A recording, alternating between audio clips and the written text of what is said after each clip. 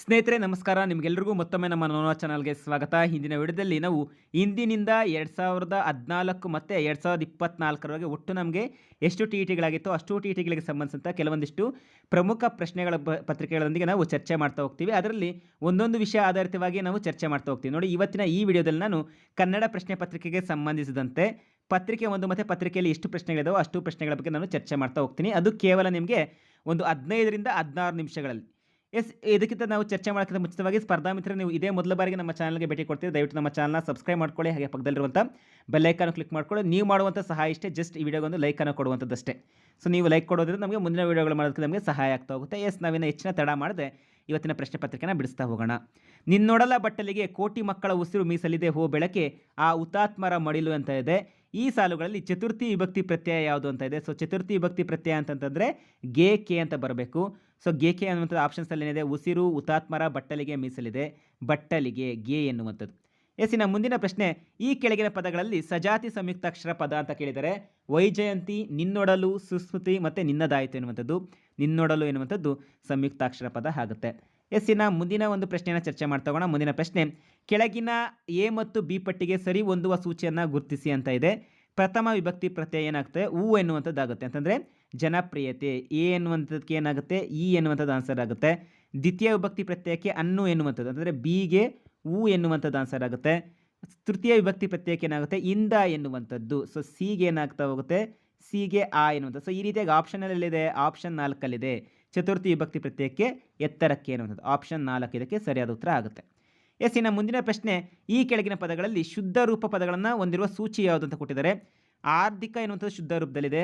ನಮಗೆ ಉಚ್ಚಾರಣೆ ಎನ್ನುವಂಥದ್ದು ಶುದ್ಧ ರೂಪದಲ್ಲಿಲ್ಲ. ಕೃತಿ ಎನ್ನುವಂಥದ್ದು ಶುದ್ಧ ರೂಪದಲ್ಲಿದೆ.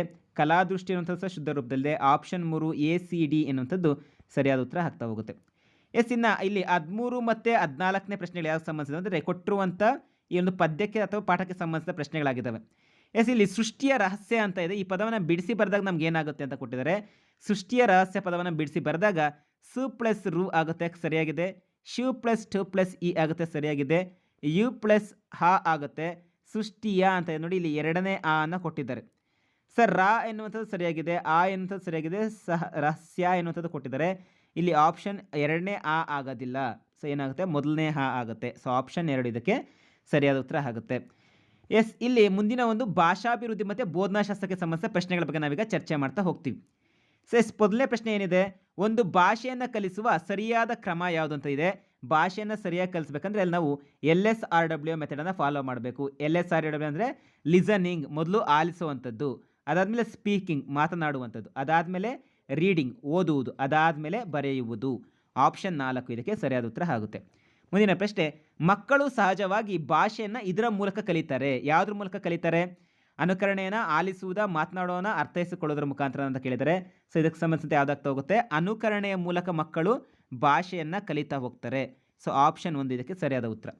ಮಕ್ಕಳ ಕಲಿಕೆ ಬಳಗೊಳ್ಳುವುದು ಪ್ರತಿಪಾದಿಸುವ ತತ್ವ ಯಾವುದು ಅಂತ ಕೊಟ್ಟಿದ್ದಾರೆ. ಸೊ ಮಕ್ಕಳ ಕಲಿಕೆ ಬಳಗೊಳ್ಳುವಂಥದ್ದು ಯಾವಾಗ ಆಗ್ತಾ ಹೋಗುತ್ತೆ, ತಾರಂಡೈಕ್ರವರ ಅಭ್ಯಾಸ ನಿಯಮದಲ್ಲಿ. ಆಪ್ಷನ್ 2 ಇದಕ್ಕೆ ಸರಿಯಾದ ಉತ್ತರ ಆಗಿರುತ್ತೆ. ಮುಂದಿನ ಪ್ರಶ್ನೆ, ಒಂದು ಭಾಷೆಯನ್ನು ಕಲಿಯಬೇಕಾದ್ರೆ ನಾವು ಮೊದಲು ಏನಾಗಿರಬೇಕು, ಸೊ ಆ ಭಾಷೆಯೊಂದಿಗೆ ನಾವು ಏನಾಗ್ತಾ ಹೋಗಿರಬೇಕು ಅನ್ನೋಂಥದ್ದು ಪ್ರಶ್ನೆಯನ್ನು ಕೇಳಿದರೆ ಸೊ ಭಾಷೆಯ ಧ್ವನಿಯನ್ನು ಗುರುತಿಸುವಂತಾಗಿರಬೇಕು. ಆಪ್ಷನ್ 4 ಇದಕ್ಕೆ ಸರಿಯಾದ ಉತ್ತರ ಆಗಿರಬೇಕು. ಮುಂದಿನ ಪ್ರಶ್ನೆ, ಉತ್ತಮ ಮಾತುಗಾರಿಕೆಯ ಪ್ರಧಾನ ಲಕ್ಷಣ ಯಾವುದು ಅಂತ ಕೊಟ್ಟಿದ್ದಾರೆ. ಸೊ ಉತ್ತಮ ಮಾತುಗಾರಿಕೆಯ ಪ್ರಧಾನ ಲಕ್ಷಣ ಯಾವುದಾಗ್ತಾ ಹೋಗುತ್ತೆ, ಧ್ವನಿ, ಅರ್ಥ ಮತ್ತು ಭಾವನೆಗಳನ್ನು ಸಮನ್ವಯಗೊಂಡಿರುವಂಥದ್ದು ಉತ್ತಮ ಮಾತುಗಾರಿಕೆಯ ಪ್ರಧಾನ ಲಕ್ಷಣ ಆಗಿರುತ್ತೆ. ಕ್ರಿಯಾತ್ಮಕ ವ್ಯಾಕರಣ ಅಂತಂದರೆ ಏನು? ಕ್ರಿಯಾತ್ಮಕ ವ್ಯಾಕರಣ ನೋಡಿ, ಈ ಪ್ರಶ್ನೆ ಈ ಒಂದು ವರ್ಷದಲ್ಲಿ ಪೇಪರ್ 1 ಮತ್ತು ಪೇಪರ್ 2 ಎರಡರಲ್ಲೂ ಕೇಳಿದ್ದಾರೆ. ಆ ಎರಡು ಪ್ರಶ್ನೆ ನಾನು ಚರ್ಚೆ ಬಿಡಿಸ್ತಾ ಹೋಗ್ತೇನೆ, ಅವಾಗ ನಿಮ್ಗೆ ಗೊತ್ತಾಗುತ್ತೆ. ಕ್ರಿಯಾತ್ಮಕ ವ್ಯಾಕರಣ ಅಂತಂದರೆ ಪಾಠ ಮಾಡುವಾಗಲೇ ಏನು ಮಾಡ್ತಾ ಹೋಗೋದು, ಆ ವ್ಯಾಕರಣವನ್ನು ಸಹ ಬೋಧನೆ ಮಾಡ್ತಾ ಹೋಗುವಂಥದ್ದು. ಕಲಿಕಾ ಪ್ರಕ್ರಿಯೆಯೊಂದಿಗೆ ವ್ಯಾಕರಣವನ್ನು ಸಮ್ಮಿಳಿತಗೊಳಿಸಿ ಕಲಿಸುವಂಥದ್ದು.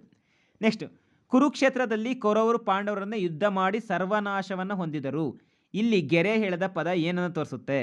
ಮೂಗಿನ ತುದಿಗೆ ಸುಣ್ಣ ಹೆಚ್ಚುವಂಥದ್ದು, ಶಸ್ತ್ರಕ್ಕೆ ನೆಲ ಹಾಕು, 7 11 ನೆಲ ಸಮ ಮಾಡು ಅಂತ ಇದೆ. ಸೊ ಸರ್ವನಾಶ ಅಂತ ನೆಲ ಸಮ ಮಾಡುವಂಥದ್ದು. ಆದರೆ ಆ ವರ್ಷದ ಒಂದು ಏನು ನಮಗೆ ಕೀ ಆನ್ಸರ್ಸಲ್ಲಿ 7 11 ಆಗುವಂಥದ್ದು ಅಂತ ಕೊಟ್ಟಿದ್ದಾರೆ. ಸೊ ಆಪ್ಷನ್ ನಮಗೆ ಆ್ಯಕ್ಚುಲಿ ನೆಲ ಸಮ ಆಗುವಂಥದ್ದು ಕೊಡ್ತಾ ಹೋಗಬೇಕಿತ್ತು. ಮುಂದಿನ ಪ್ರಶ್ನೆ, ಭಾಷಾ ಬೋಧನೆಯ ಪ್ರಮುಖ ಉದ್ದೇಶ ಏನಾಗಿರುತ್ತೆ? ಏನಾಗ್ತಾ ಹೋಗಿರುತ್ತೆ, ಮೌಖಿಕ ಮತ್ತು ಲಿಖಿತ ಅಭಿವ್ಯಕ್ತಿ ಸಾಮರ್ಥ್ಯಗಳನ್ನು ಬೆಳೆಸುವಂಥದ್ದು. ಆಪ್ಷನ್ 3 ಇದಕ್ಕೆ ಸರಿಯಾದ ಉತ್ತರ. ಈಗ ನೆಕ್ಸ್ಟ್ ಮುಂದಿನ ಪ್ರಶ್ನೆ, 1ನೇ ತರಗತಿಯ ಅಂತ್ಯದಲ್ಲಿ ಮಗು ಗ್ರಹಿಸಿ ಅರ್ಥೈಸಿಕೊಳ್ಳಬೇಕಾದ ಒಟ್ಟು ಪದಗಳು ಎಷ್ಟು ಅಂತ ಇದೆ.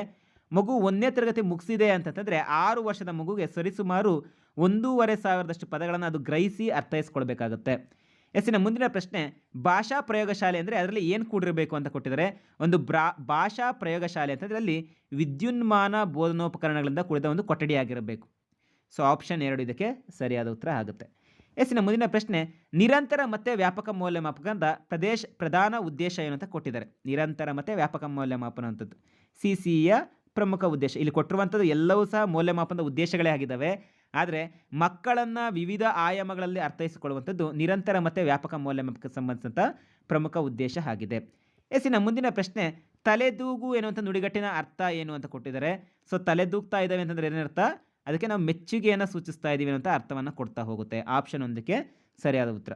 ಎಸ್ಸಿನ ಮುಂದಿನ ಪ್ರಶ್ನೆ ಚರ್ಚೆ ಮಾಡ್ತಾ ಹೋಗೋಣ.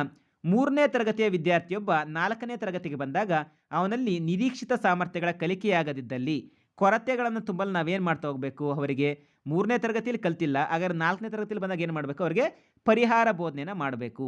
ಆಪ್ಷನ್ 1 ಇದಕ್ಕೆ ಸರಿಯಾದ ಉತ್ತರ. ಎಸ್ಸಿನ ಮುಂದಿನ ಪ್ರಶ್ನೆ, ಭಾಷಾ ಬೋಧನೆಗೆ ಉತ್ತಮ ಕಲಿಕಾ ಬೋಧನೋಪಕರಣಗಳು ಯಾವುವು ಅಂತ ಕೇಳಿದ್ದಾರೆ. ಸೊ ಒಂದು ಭಾಷಾ ಕಲಿಕೆಗೆ ಉತ್ತಮ ಕಲಿಕಾ ಬೋಧನೋಪಕರಣಗಳು ಒಂದು ದೃಕ್ ಅಂದರೆ ಕಣ್ಣಿನ ಮುಖಾಂತರ ನೋಡುವ ಮತ್ತು ಕಿವಿಯ ಮುಖಾಂತರ ಕೇಳಿಸಿಕೊಳ್ಳುವಂಥ ಶ್ರವಣೋಪಕರಣಗಳು ತುಂಬ ಪ್ರಮುಖವಾದ ಉತ್ತಮ ಬೋಧನಾ ಕಲಿಕಾ ಉಪಕರಣಗಳಾಗಿರ್ತವೆ. ಎಸ್ಸಿನ ಮೋಸ್ಟ್ ಇಂಪಾರ್ಟೆಂಟ್ ಅಂತ ಒಂದು ತರಗತಿಯು ಯಶಸ್ವಿ ಆಗಬೇಕಂತಂದರೆ ನಾವು ಯಾವ ಒಂದು ಚಟುವಟಿಕೆ ಹಂತಗಳನ್ನು ಕ್ರಮಬದ್ಧವಾಗಿ ಜೋಡಣೆಯನ್ನು ಮಾಡ್ತಾ ಹೋಗಬೇಕು ಅಂತ ಕೊಟ್ಟಿದ್ದಾರೆ. ಸೊ ಇದಕ್ಕೆ ಸಂಬಂಧಿಸಿದಂತೆ ಸರಿಯಾದ ಉತ್ತರ ಏನಾಗ್ತಾ ಹೋಗುತ್ತೆ, ಮೊದಲಿಗೆ ನಾವು ಪೂರ್ವ ಸಿದ್ಧತಾ ಹಂತವನ್ನು ನಾವು ತಯಾರು ಮಾಡ್ಕೋಬೇಕು. ಅದಾದಮೇಲೆ ಕಲಿಕಾ ಪೂರಕ ಹಂತವನ್ನು ನಾವು ಫಾಲೋ ಮಾಡ್ತಾ ಹೋಗಬೇಕಾಗುತ್ತೆ. ಅದಾದಮೇಲೆ ಕಲಿಕಾಂಶ ಹಂತವನ್ನು EAB. ಸೊ ನೋಡಿ ನಮಗೆ ಆಪ್ಷನ್ಸಲ್ಲಿ 2 ಮತ್ತು 4ರಲ್ಲಿ 2 ಇದೆ. ಅದಾದಮೇಲೆ ನಾವೇನು ಮಾಡ್ತಾ ಹೋಗಬೇಕು, ಕಲಿಕಾಂಶ ಆದಮೇಲೆ ಕಲಿಕಾಂಶ ಆದಮೇಲೆ ಅಭ್ಯಾಸ ಹಂತವನ್ನು ಫಾಲೋ ಮಾಡಬೇಕು. ಅದಾದಮೇಲೆ ಬಳಕೆಯ ಹಂತ, ಮೌಲ್ಯಮಾಪನ ಅಂತ. ಆಪ್ಷನ್ 2 ಇದಕ್ಕೆ ಸರಿಯಾದ ಉತ್ತರ ಆಗಿದೆ. ಇದಿಷ್ಟು ಸ್ನೇಹಿತರೆ 2014ರ ಪೇಪರ್ 1ಕ್ಕೆ ಸಂಬಂಧಿಸಿದಂಥ ಕೆಲವು ಪ್ರಮುಖ ಪ್ರಶ್ನೆಗಳು ಭಾಷಾ ಒಂದು ವ್ಯಾಕರಣಕ್ಕೆ ಮತ್ತು ಬೋಧನಾಶಾಸ್ತ್ರಕ್ಕೆ ಸಂಬಂಧಿಸಿದಂತೆ. ಇನ್ನು ಈಗ ನಾವು ಪತ್ರಿಕೆ 2 ನೋಡೋದಾದರೆ,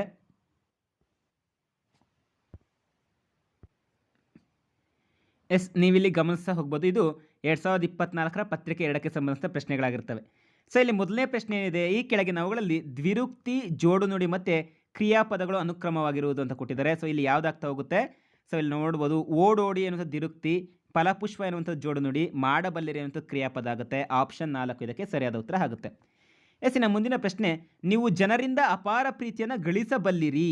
ಈ ಹೇಳಿಕೆಯಲ್ಲಿರುವಂಥ ಕ್ರಿಯಾಪದವು ಯಾವ ರೂಪದಲ್ಲಿದೆ? ನಿಷೇಧಾರ್ಥಕ, ವಿದ್ಯಾರ್ಥಕ, ನಿಷೇಧಾರ್ಥನಾತ್ಮಕ, ಸಂಭವನಾತ್ಮಕ. ಗಳಿಸಬಲ್ಲಿರಿ ಎನ್ನುವಂಥದ್ದು ಏನಾಗ್ತಾ ಹೋಗುತ್ತೆ, ಅದು ಒಂದು ಸಂಭವನಾತ್ಮಕ ಆಗ್ತಾ ಹೋಗುತ್ತೆ. ಆಪ್ಷನ್ 4 ಸಂಭವನಾತ್ಮಕ. ಆದರೆ ಆ ವರ್ಷದಲ್ಲಿ ಏನು ಕೊಡ್ತಾ ಹೋಗ್ತಿದ್ದಾರೆ, ವಿದ್ಯಾರ್ಥಕ ಎನ್ನುವಂಥದ್ದು ಕೊಡ್ತಾರೆ. ವಿದ್ಯಾರ್ಥಕ ಅಂದರೆ ಏನು, ಒಂದು ಆಜ್ಞೆ ಮಾಡುವಂಥದ್ದು, ಅಪ್ಪಣೆ ಮಾಡುವಂಥದ್ದು ಆಗ್ತಾ ಹೋಗುತ್ತೆ. ಗಳಿಸಬಲ್ಲಿರಿ ಎನ್ನುವಂಥದ್ದು ಸಂಭವನಾತ್ಮಕ ರೂಪ ಆಗ್ತಾ ಹೋಗುತ್ತೆ. ಎಸ್ಸಿನ ಮುಂದಿನ ಪ್ರಶ್ನೆ ಯಾವುದಾಗ್ತಾ ಹೋಗುತ್ತೆ, ಮುಂದಿನ ಪ್ರಶ್ನೆ ನಮಗೆ ಇಲ್ಲಿ ಒಟ್ಟು ನಮಗೆ 15ನೇ ಪ್ರಶ್ನೆಯಲ್ಲಿದೆ. ಏನಿದೆ, ಅರಬ್ಬಿಯ ಮುನ್ನೀರಿನ ಕರಿನೀಲಿ ಬಣ್ಣ ಉಂಟು, ಮುಂದೆ ಬಂದಿಹುದು ಕೆಂಪು ಸಮುದ್ರವೊಂದು. ಇಲ್ಲಿಯ ಪದ್ಯದ ಸಾಲುಗಳಲ್ಲಿ ಅಡ್ಡಗೆ ಎಳೆದಿರೋ ಪದಗಳು ಅನುಕ್ರಮವಾಗಿ ಕರಿ ನೀಲಿ ಎನ್ನುವಂಥದ್ದು ಕರ್ಮಧಾರೆಯ ಸಮಾಸ, ಕೆಂಪು ಸಮುದ್ರ ಎನ್ನುವಂಥದ್ದು ಸಹ ನಮಗೆ ಅದೊಂದು ಕರ್ಮಧಾರೆಯ ಸಮಾಸ ಆಗಿರುತ್ತೆ. ಅದಕ್ಕೆ ಸಂಬಂಧಿಸಿದಂತೆ ಆಪ್ಷನ್ 1 ಕರ್ಮಧಾರೆ ಇದಕ್ಕೆ ಸರಿಯಾದ ಉತ್ತರ. ಎಸ್ಸಿನ ಮುಂದಿನ ಪ್ರಶ್ನೆಗಳು ಬೋಧನಾಶಾಸ್ತ್ರಕ್ಕೆ ಸಂಬಂಧಿಸಿದಂತೆ, ಭಾಷಾ ಕಲಿಕೆಯ ಅನುಕ್ರಮಣಿ ತತ್ವದನ್ವಯ ಸರಿಯಾದ ಕಲಿಕೆಯ ರೀತಿ ಈಗಿರುತ್ತದೆ ಅಂತ ಇದೆ. ಸೊ ಅದು ಸರಿಯಾದ ಕಲಿಕೆಯ ರೀತಿ ಆಗಿರುತ್ತೆ. LSRWನ ಫಾಲೋ ಮಾಡಬೇಕು. ಫಸ್ಟು ಲಿಸನಿಂಗ್ ಮಾಡಬೇಕು, ಆಮೇಲೆ ಸ್ಪೀಕಿಂಗ್ ಮಾಡಬೇಕು, ಆಮೇಲೆ ರೀಡಿಂಗು, ಆಮೇಲೆ ರೈಟಿಂಗ್. ಸೊ ಇಲ್ಲಿ ನೋಡಿ, ಮಾತುಗಾರಿಕೆಯ ಕೌಶಲ್ಯದ ನಂತರ ಓದುವ ಕೌಶಲ್ಯ. ಸೊ ನಮಗೆ ರೀಡಿಂಗ್ ಆದಮೇಲೆ ಮತ್ತು ರೈಟಿಂಗ್ ಮಾಡ್ತಾ ಹೋಗ್ತೀವಿ. ಮಾತುಗಾರಿಕೆ ನಂತರ ಓದುವ ಕೌಶಲ್ಯ. ಆಪ್ಷನ್ 2 ಇದಕ್ಕೆ ಸರಿಯಾದ ಉತ್ತರ ಆಗುತ್ತೆ. ಈ ಪ್ರಶ್ನೆ ನನಗೆ ಸುಮಾರು ಜನ ಗೊಂದಲಕ್ಕೆ ಹೇಳಿದ್ರಿ. ಭಾಷಾ ಕಲಿಕೆಯ ಆರಂಭ ಮತ್ತು ಅದು ಬಲಗೊಳ್ಳುವುದು ಅನುಕ್ರಮವಾಗಿ ಭಾಷಾ ಬೋಧನೆ ಈ ತತ್ವಗಳಿಂದ ಅಂತ. ಅದಕ್ಕೆ ಆನ್ಸರ್ ಈಗ ಪ್ರೆಸೆಂಟ್ಲಿ ನಾವು ನೋಡ್ತಾ ಹೋದರೆ ಸಿದ್ಧತಾ ತತ್ವ ಮತ್ತು ಅಭ್ಯಾಸ ತತ್ವ ಆಗುತ್ತೆ. ಆದರೆ 2014ರ TETಯ ಕೀ ಆನ್ಸರ್ಸ್ ನೀವು ನೋಡ್ತಾ ಹೋದರೆ ಅದಕ್ಕೆ ಸಂಬಂಧಿಸಿದಂತೆ ಸರಿಯಾದ ಉತ್ತರ ಅನುಕರಣೆ ತತ್ವ ಮತ್ತು ಅಭ್ಯಾಸ ತತ್ವ ಎನ್ನುವಂಥದ್ದು. ನಾನು ಇದಕ್ಕೆ ಕ್ವಶನ್ಸನ್ನು ಆನ್ಸರ್ ಮಾಡಬೇಕಾದ್ರೆ ನೀವು ಹೇಳಿದ್ರಿ ಸರ್ ಸಿದ್ಧತಾ ತತ್ವ ಮತ್ತು ಅಭ್ಯಾಸ ತತ್ವ ಎನ್ನುವಂಥದ್ದು. ಅದು ಸಾಮಾನ್ಯವಾಗಿ ಅನುಕರಣೆ ತತ್ವ ಮತ್ತು ಅಭ್ಯಾಸ ತತ್ವ ಸರಿಯಾದ ಉತ್ತರ ಆಗಿರುತ್ತೆ. ಎಸ್ಸಿನ ಮುಂದಿನ ಪ್ರಶ್ನೆ, ಒಬ್ಬ ಸಾಮಾನ್ಯ ವಿದ್ಯಾರ್ಥಿಯು ಪರಿಣಾಮಕಾರಿ ಕಲಿಕಾ ಪ್ರಕ್ರಿಯೆಯ ನಂತರ ಆ ಪ್ರಕ್ರಿಯೆಗೆ ಸಂಬಂಧಿಸಿದ ಸಾಮಾನ್ಯ ಅಂಶಗಳಿಗೆ ಆತ ಸಮರ್ಪಕವಾಗಿ ಪ್ರತಿಕ್ರಿಯಿಸ್ತಿಲ್ಲ ಅಂತಂದರೆ ಏನರ್ಥ, ಅವನು ಪ್ರತಿಕ್ರಿಯೆ ಕೊಡ್ತಾನೆ ಅಂದರೆ ಆ ಪಾಠವನ್ನು ಸರಿಯಾಗಿ ಗಮನಿಸಿಲ್ಲ ಅಂತ ಅರ್ಥ. ಆತ ವಿಷಯವನ್ನು ಸರಿಯಾಗಿ ಆಲಿಸಿಲ್ಲ ಎನ್ನುವಂಥದ್ದು. ಆಪ್ಷನ್ ನಮಗೇನಾಗ್ತಾ ಹೋಗುತ್ತೆ, ಆಪ್ಷನ್ 3 ಇದಕ್ಕೆ ಸರಿಯಾದ ಉತ್ತರ ಆಗ್ತಾ ಹೋಗುತ್ತೆ. ಎಸ್ಸಿನ ಮುಂದಿನ ಪ್ರಶ್ನೆಯನ್ನು ಚರ್ಚೆ ಮಾಡ್ತಾ ಹೋಗೋಣ. ಮುಂದಿನ ಪ್ರಶ್ನೆ, ಈ ಹೇಳಿಕೆಗಳಲ್ಲಿ ಉತ್ತಮ ಮಾತುಗಾರಿಕೆಯ ಪ್ರಮುಖ ಲಕ್ಷಣಗಳು ಇವು ಅಂತ ಇದೆ. ಸ್ಪಷ್ಟವಾದ ಉಚ್ಚಾರಣೆಯೊಂದಿಗೆ ಸರಾಗವಾಗಿ ಮಾತಾಡುವುದು ಒಂದು ಪ್ರಮುಖವಾದ ಒಂದು ಲಕ್ಷಣ ಆಗಿರುತ್ತೆ. ಮಾತಿನ ದಾಟಿಯಲ್ಲಿ ಏರಿಳಿತದೊಂದಿಗೆ ಮಾತನಾಡುವುದು ಒಂದು ಪ್ರಮುಖವಾದ ಲಕ್ಷಣ ಆಗಿರುತ್ತೆ. ಅರ್ಥಬದ್ಧವಾಗಿ ವ್ಯಾಕರಣಬದ್ಧವಾಗಿ ಮಾತನಾಡುವುದು ಒಂದು ಲಕ್ಷಣ ಆಗಿರುತ್ತೆ. ಭಾವಪೂರ್ಣಕವಾಗಿ ಏಕಾತನದಿಂದ ಮಾತನಾಡುವುದು ಒಂದು ಲಕ್ಷಣ ಆಗಿರೋದಿಲ್ಲ. Option A B D option 1ರಲ್ಲಿದೆ. ಇದಕ್ಕೆ ಸರಿಯಾದ ಉತ್ತರ ಆಗ್ತಾ ಹೋಗುತ್ತೆ. ಎಸ್ಸಿನ ಮುಂದಿನ ಪ್ರಶ್ನೆಯನ್ನು ಚರ್ಚೆ ಮಾಡ್ತಾ ಹೋಗೋಣ. ಕ್ರಿಯಾತ್ಮಕ ವ್ಯಾಕರಣ ಬೋಧನೆಯ ಮುಖ್ಯ ಲಕ್ಷಣ ಅಂತ ಕೇಳಿ ನೋಡಿ, ನಮಗೆ ಇದು ಪೇಪರ್ 1ರಲ್ಲೂ ಬಂದಿತ್ತು. ಕ್ರಿಯಾತ್ಮಕ ವ್ಯಾಕರಣ ಬೋಧನೆ ಅಂತಂದ್ರೆ ಏನು? ಭಾಷೆಯ ಜೊತೆಯಲ್ಲಿಯೇ ಪ್ರಯೋಗದ ಮೂಲಕ ವ್ಯಾಕರಣನ ಕಲಿಕೆ ಮಾಡುವಂಥದ್ದು. ಭಾಷೆ ಪಾಠ ಮಾಡ್ತಿರ್ಬೇಕಾದ್ರೆ ಅದ್ರ ಮೂಲಕ ವ್ಯಾಕರಣ ಕಲಿಸ್ಕೊಡ್ತಾ ಹೋಗುವಂಥದ್ದು. ಮುಂದಿನ ಪ್ರಶ್ನೆ, ಬಹುಭಾಷಾ ವ್ಯಾಕರಣ ಮಕ್ಕಳಿರುವ ತರಗತಿಯಲ್ಲಿ ಭಾಷಾ ಶಿಕ್ಷಕ ಹೊಂದಬೇಕಾದ ಅಪೇಕ್ಷಿತ ಧೋರಣೆ ಇರಬೇಕಾದದ್ದು ಹೀಗೆ ಅಂತ ಇದೆ. ಸೊ ಹೇಗಿರಬೇಕು? ವಿವಿಧ ಭಾಷೆಗಳಿಗೆ ಸಂಬಂಧಿಸಿದಂತೆ ಪ್ರತ್ಯೇಕ ಬೋಧನಾ ವ್ಯವಸ್ಥೆ ಮಾಡುತ್ತೆ. ಸೊ ಇದು ಆಗೋದಿಲ್ಲ ನಮಗೆ. ಆಪ್ಷನ್ 3 ಸಹ ಆಗೋದಿಲ್ಲ. ಬಹುಭಾಷಾ ತರಗತಿಯ ಭಾಷಾ ಕಲಿಕೆಯನ್ನು ಸಂಪನ್ಮೂಲ ಎಂದು ಭಾವಿಸುವಂಥದ್ದು. ಆಪ್ಷನ್ 2 ಇದಕ್ಕೆ ಸರಿಯಾದ ಉತ್ತರ ಆಗ್ತಾ ಹೋಗುತ್ತೆ. ಎಸ್, ಇನ್ನು ಮುಂದಿನ ಪ್ರಶ್ನೆಯನ್ನು ಚರ್ಚೆ ಮಾಡ್ತಾ ಹೋಗೋಣ. ಮುಂದಿನ ಪ್ರಶ್ನೆ 22ನೇ ಪ್ರಶ್ನೆ. ಭಾಷಾ ಕಲಿಕಾ ಪ್ರಕ್ರಿಯೆಯಲ್ಲಿ ಪ್ರತಿಯೊಂದು ಘಟಕಗಳನ್ನು ಅಗತ್ಯ ಸಿದ್ಧತೆಯೊಂದಿಗೆ ಈ ರೀತಿಯಾಗಿ ಅನುಕೂಲೀಕರಿಸುವುದು ಹೆಚ್ಚು ಸೂಕ್ತ ಅಂತ ಇದೆ. ಭಾಷಾ ಕಲಿಕಾ ಪ್ರಕ್ರಿಯೆಯಲ್ಲಿ ಪ್ರತಿಯೊಂದು ಘಟಕಗಳನ್ನು ಅಗತ್ಯ ಸಿದ್ಧತೆಯೊಂದಿಗೆ ಯಾವ ರೀತಿಯಾಗಿ ಅನುಕರಿಸಬೇಕಂದ್ರೆ ವೈವಿಧ್ಯ ಚಟುವಟಿಕೆಗಳ ಮೂಲಕ ಅನುಕೂಲೀಕರಿಸುವಂಥದ್ದು ಸೂಕ್ತ ಆಗ್ತಾ ಹೋಗುತ್ತೆ. ಎಸ್ಸಿನ ಮುಂದಿನ ಪ್ರಶ್ನೆ, ಭಾಷೆಯ ಮೇಲಿನ ಪ್ರಭುತ್ವ ಸಾಧನೆ ಎಂದರೆ ಮುಖ್ಯವಾಗಿ ಇವುಗಳನ್ನು ಹೊಂದಿರುವುದೇ ಆಗಿದೆ ಅಂತ ಕೊಟ್ಟಿದ್ದಾರೆ. ಭಾಷೆಯ ಮೇಲೆ ಪ್ರಭುತ್ವ ಸಾಧನೆ ಅಂತಂದರೆ ನಾವೇನು ಮಾಡ್ತಾ ಹೋಗಬೇಕು? ಭಾಷೆ ಬಳಕೆಯ ವಿವಿಧ ಕೌಶಲ್ಯಗಳನ್ನು ನಾವು ತಿಳಿದುಕೊಂಡಿರಬೇಕು. ಆಪ್ಷನ್ 4 ಇದಕ್ಕೆ ಸರಿಯಾದ ಉತ್ತರ ಆಗ್ತಾ ಹೋಗುತ್ತೆ. ಎಸ್ಸಿನ ಮುಂದಿನ ಪ್ರಶ್ನೆಯನ್ನು ಚರ್ಚೆ ಮಾಡ್ತಾ ಹೋಗೋಣ. ಮುಂದಿನ ಪ್ರಶ್ನೆ, ಭಾಷಾ ಕಲಿಕೆಯಲ್ಲಿ ನೈಪುಣ್ಯತೆ ಸಾಧಿಸಲು ಈ ರೀತಿಯ ಕಲಿಕೆಯು ಸ್ಪಷ್ಟತೆ ಮತ್ತು ಪರಿಪೂರ್ಣತೆಯನ್ನು ಒದಗಿಸಬಲ್ಲದು ಅಂತ ಕೊಟ್ಟಿದ್ದಾರೆ. ಭಾಷಾ ಕಲಿಕೆಯಲ್ಲಿ ನೈಪುಣ್ಯತೆ ಸಾಧಿಸಬೇಕು ಮತ್ತು ಕಲಿಕೆಯು ಸ್ಪಷ್ಟತೆ ಮತ್ತು ಪರಿಪೂರ್ಣತೆ ಆಗಬೇಕು ಅಂತಂದರೆ ಅವನು ಸ್ವಯಂ ಕಲಿಕೆಯನ್ನು ಮಾಡಬೇಕು. ಆಪ್ಷನ್ 1 ಇದಕ್ಕೆ ಸರಿಯಾದ ಉತ್ತರ ಆಗ್ತಾ ಹೋಗುತ್ತೆ. ಸಾಮಾನ್ಯವಾಗಿ ನಾವೇನಾಗ್ತೀವಿ, ಗುಂಪು ಕಲಿಕೆಯಲ್ಲಿ ಆ ರೀತಿಯಾಗಿ ಆಗ್ತದೆ ಅಂತ ತಿಳ್ಕೊಳ್ತೀವಿ. ಆದರೆ ಸ್ವಯಂ ಕಲಿಕೆಯಲ್ಲಿ ಅದು ಸಂಪೂರ್ಣವಾಗಿ ಏನಾಗ್ತಾ ಹೋಗುತ್ತೆ? ಪರಿಪೂರ್ಣತೆಯನ್ನು ಒದಗಿಸುತ್ತೆ. ಆಪ್ಷನ್ 1 ಇದಕ್ಕೆ ಸರಿಯಾದ ಉತ್ತರ ಆಗುತ್ತೆ. ಎಸ್ನ ಮುಂದಿನ ಪ್ರಶ್ನೆ, ನಿರಂತರ ಮತ್ತು ವ್ಯಾಪಕ ಮೌಲ್ಯಮಾಪನದ ಆಶಯದಲ್ಲಿ ಮೌಲ್ಯಮಾಪನವು ಈಗಿರಬೇಕು. CCE ಏನು ಹೇಳುತ್ತೆ ನೋಡಿ? ಪೇಪರ್ 1ಅಲ್ಲೂ ಕೊಟ್ಟಿದ್ರು, ಪೇಪರ್ 2ಅಲ್ಲೂ ಅದೇ ರಿಪೀಟೆಡ್ ಆಗಿದೆ. ಏನಂತ ಹೇಳಿದೆ? ಬೋಧನಾ ವಿಧಾನ, ಅರ್ಹತಾ ಮಾಪನ, ಪರೀಕ್ಷಾ ವಿಧಾನ, ಕಲಿಕಾ ಸಾಧನ ಅಂತ ಇದೆ. ಸೊ ನಿರಂತರ ಮತ್ತು ವ್ಯಾಪಕ ಮೌಲ್ಯಮಾಪನ ಏನನ್ನು ಒತ್ತಿ ಹೇಳುತ್ತೆ? ಯಾವ ಅಂಶವನ್ನು ಒತ್ತಿ ಹೇಳ್ತಾ ಹೋಗುತ್ತೆ? ಕಲಿಕಾ ಸಾಧನದ ಅಂಶಗಳ ಬಗ್ಗೆ ಒತ್ತಿ ಹೇಳ್ತಾ ಹೋಗುತ್ತೆ. ಎಸ್ನ ಮುಂದಿನ ಪ್ರಶ್ನೆ, ಮಾತನಾಡುವ ಕೌಶಲ್ಯಕ್ಕೆ ಸಂಬಂಧಿಸಿದಂತೆ ಮೌಲ್ಯಮಾಪನ ಕಾರ್ಯದಲ್ಲಿ ಈ ಚಟುವಟಿಕೆಗಳಿಗೆ ಹೆಚ್ಚು ಪರಿಣಾಮಕಾರಿ ಅಂತ ಇದೆ. ಮಾತನಾಡುವ ಕೌಶಲ್ಯಕ್ಕೆ ಸಂಬಂಧಿಸಿದಂತೆ ಆಶುಭಾಷಣ ಆಗ್ಬೋದು, ಸಂದರ್ಶನ ಆಗ್ಬೋದು, ಚರ್ಚೆಗಳಾಗ್ಬೋದು, ಸಂಭಾಷಣೆಗಳಾಗ್ಬೋದು, ಇವೆಲ್ಲವೂ ಸಹ ಪರಿಣಾಮಕಾರಿಯಾದ ಕೆಲವೊಂದಿಷ್ಟು ಚಟುವಟಿಕೆಗಳಾಗ್ತಾ ಹೋಗ್ತವೆ. ಆಪ್ಷನ್ 2 ಇದಕ್ಕೆ ಸರಿಯಾದ ಉತ್ತರ. ಮುಂದಿನ ಪ್ರಶ್ನೆ, ಭಾಷಾ ಪ್ರಯೋಗಾಲಯವು ಭಾಷಾ ಶಿಕ್ಷಣದಲ್ಲಿ ಈ ರೀತಿ ನೆರವಾಗುತ್ತದೆ. ಯಾವ ರೀತಿ ನೆರವಾಗುತ್ತೆ? ಸೊ ಸಾಮಾನ್ಯವಾಗಿ ನಮಗೆ ಇದು ಸೂಕ್ತ ಅಭ್ಯಾಸಗಳ ಮೂಲಕ ಭಾಷಾ ದೋಷಗಳನ್ನು ಪರಿಹರಿಸಿಕೊಳ್ಳೋದಕ್ಕೆ ಸಹಾಯ ಮಾಡ್ತಾ ಹೋಗುತ್ತೆ. ಎಸ್ಸಿನ ಮುಂದಿನ ಪ್ರಶ್ನೆ, ಓದುವ ಪರಿಹಾರಾತ್ಮಕ ಕಾರ್ಯದಲ್ಲಿ ಈ ರೀತಿಯಾದ ಪರಿಹಾರಾತ್ಮಕ ಚಟುವಟಿಕೆಯನ್ನು ನಡೆಸುವಂಥದ್ದು ಹೆಚ್ಚು ಸೂಕ್ತ. ಎಂಥದ್ದು? ವಿಶೇಷ ತರಗತಿಗಳನ್ನು ವಿಶೇಷ ಶಿಕ್ಷಕರಿಂದ ಓದುಗಾರಿಕೆಯಲ್ಲಿ ಹಿಂದುಳಿದ ಮಕ್ಕಳಿಗೆ ಪರಿಹಾರಾತ್ಮಕ ಕಾರ್ಯಕ್ರಮಗಳನ್ನು ಒದಗಿಸ್ಕೊಡ್ಬೇಕು. ಆಪ್ಷನ್ 2 ಇದಕ್ಕೆ ಸರಿಯಾದ ಉತ್ತರ. ಎಸ್ಸಿನ ಮುಂದಿನ ಪ್ರಶ್ನೆ, ಒಂದು ಘಟಕ ಕಲಿಕಾ ಪ್ರಕ್ರಿಯೆಯ ನಂತರ ಭಾಷಾ ಕೌಶಲ್ಯಗಳ ಪ್ರಗತಿಗೆ ಭಾಷಾ ಶಿಕ್ಷಕರು ಪರಿಹಾರ ಬೋಧನೆ ಒದಗಿಸಬೇಕಾಗಿರೋದು ಯಾರಿಗೆ ಅಂತ ಕೊಟ್ಟಿದ್ದಾರೆ ನೋಡಿ. ಒಂದು ಘಟಕ ಕಲಿಕೆ ಪ್ರಕ್ರಿಯೆಯ ನಂತರ ಭಾಷಾ ಕೌಶಲ್ಯ ಪ್ರಗತಿಗೆ ಭಾಷಾ ಶಿಕ್ಷಕರು ಯಾರಿಗೆ ಪರಿಹಾರ ಕ್ರಮವನ್ನು ಒದಗಿಸ್ಬೇಕಂತಂದರೆ ಆ ತರಗತಿಯಲ್ಲಿ ಯಾರು ಕಲ್ತಿರೋದಿಲ್ಲೋ ಅವರಿಗೆ ನಾವು ಪರಿಹಾರ ಬೋಧನೆಯನ್ನು ಕೊಡಬೇಕಾಗತ್ತೆ. ಅಲ್ಲಿ ಕೊಟ್ಟಿರುವಂಥದ್ದೇನು? ಶಿಕ್ಷಕರು ಪರಿಹಾರ ಬೋಧನೆ ನಡೆಸಬೇಕಾಗಿರುವಂಥದ್ದು ತರಗತಿಯ ಆಯ್ದ ವಿದ್ಯಾರ್ಥಿಗಳಿಗೆ. ಆದರೆ ಆ ವರ್ಷದಲ್ಲಿ ಏನಾಗ್ತಾ ಹೋಗಿತ್ತು? ತರಗತಿಯ ಎಲ್ಲ ವಿದ್ಯಾರ್ಥಿಗಳಿರುವಂಥದ್ದು ಸರಿಯಾದ ಉತ್ತರ ಆಗಿತ್ತು. ಅದಕ್ಕೆ ಕೊಟ್ಟಿರುವಂಥ ಆಪ್ಷನ್ಸಲ್ಲಿ ಆಪ್ಷನ್ 1 ಸರಿಯಾದ ಉತ್ತರ ಆಗುತ್ತೆ. ಎಸ್ನ ಮುಂದಿನ ಪ್ರಶ್ನೆ, ಕಲಿಕಾ ಸ್ವಾಧೀನಗೊಳಿಸಿಕೊಳ್ಳಲು ಈ ಅಂಶಗಳು ಬಲು ಮುಖ್ಯ ಅಂತ ಕೊಟ್ಟಿದ್ದಾರೆ. ಸೊ ಕಲಿಕಾ ಸ್ವಾಧೀನಪಡಿಸ್ಕೋಬೇಕಂದ್ರೆ ಇದು ನಮಗೆ ಪೇಪರ್ 1ರಲ್ಲೂ ಇದೇ ಕ್ವಶನ್ ಬಂದಿತ್ತು. ಏನಾಗಬೇಕು? ಭಾಷಾ ಕೌಶಲ್ಯಗಳ ಗಳಿಕೆ ಮತ್ತು ಭಾಷಾ ಕೌಶಲ್ಯಗಳನ್ನು ಬಳಕೆ ಮಾಡುವಂಥದ್ದು ತುಂಬ ಇಂಪಾರ್ಟೆಂಟ್ ಆಗ್ತಾ ಹೋಗುತ್ತೆ. ಸೊ ಇದಕ್ಕೆ ಸಂಬಂಧಿಸಿದ ಆಪ್ಷನ್ 1. ಸೊ ಸ್ನೇಹಿತರೆ, ನೀವಿಷ್ಟು ನೋಡ್ಬೋದು, ಸರಿಸುಮಾರು 14ರಿಂದ 15 ನಿಮಿಷಗಳಲ್ಲಿ ಸರಿಸುಮಾರಾಗಿ ನಾವಿಲ್ಲಿ ಸುಮಾರು ಒಂದು 40ರಿಂದ 50 ಪ್ರಶ್ನೆಗಳನ್ನು ಚರ್ಚೆ ಮಾಡಿದ್ದೀವಿ. ಬೇಕಾದ್ರೆ ನೀವು ಕ್ವಶನ್ಸನ್ನು ನೀವು ಕೌಂಟ್ ಮಾಡ್ಕೋಬೋದು. 15 ನಿಮಿಷದಲ್ಲಿ ನಿಮಗೆ ಒಂದು 40 ಪ್ರಶ್ನೆಗಳ ಬಗ್ಗೆ ನಾನು ಚರ್ಚೆ ಮಾಡಿದ್ದೀನಿ. ನಿಮಗೆ ಇದು ಒಟ್ಟು 2014ರ ಪೇಪರ್ 1 ಮತ್ತು ಪೇಪರ್ 2ರ ನಿಮಗೆ ಕಂಪ್ಲೀಟ್ ರಿವಿಷನ್ ಆಗ್ತಾ ಹೋಗುತ್ತೆ. ಇನ್ನು ಮುಂದಿನ ತರಗತಿಯಲ್ಲಿ ಮತ್ತಷ್ಟು ಪ್ರಶ್ನೆ ಪತ್ರಿಕೆಗಳನ್ನೇ ಚರ್ಚೆ ಮಾಡ್ತಾ ಹೋಗೋಣ ಸ್ನೇಹಿತರೆ. ನಿಮಗೆಲ್ಲರಿಗೂ ಧನ್ಯವಾದಗಳನ್ನು ಹೇಳ್ತಾ, ನೀವು ಜಸ್ಟ್ ಮಾಡಬೇಕಾದಂಥ ಕೆಲಸ ಇಷ್ಟೇ, ನಮ್ಮ ಚಾನಲ್ಗೊಂದು ಲೈಕನ್ನು ಕೊಡುವಂಥದ್ದು ಮತ್ತು ಸಬ್ಸ್ಕ್ರೈಬನ್ನು ಮಾಡಿಕೊಳ್ಳುವಂಥದ್ದು ಅಷ್ಟೇ. ಇನ್ನು ಮುಂದಿನ ಒಂದು ವೀಡಿಯೋದಲ್ಲಿ ಭೇಟಿಯಾಗೋಣ ಸ್ನೇಹಿತರೆ. ನಿಮಗೆಲ್ಲರಿಗೂ ಧನ್ಯವಾದಗಳು.